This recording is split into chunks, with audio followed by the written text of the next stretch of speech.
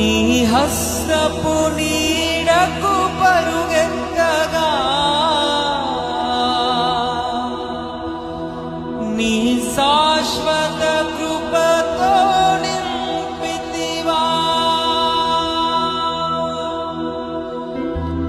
నీ సన్నిధిలో దీనుడనై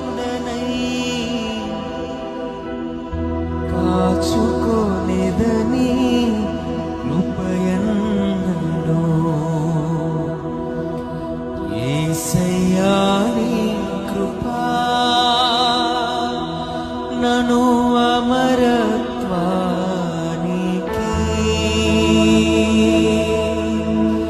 అర్హునిగా మార్చెను.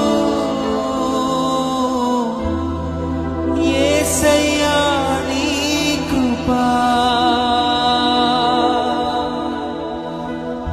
అర్హునిగా మార్చెను.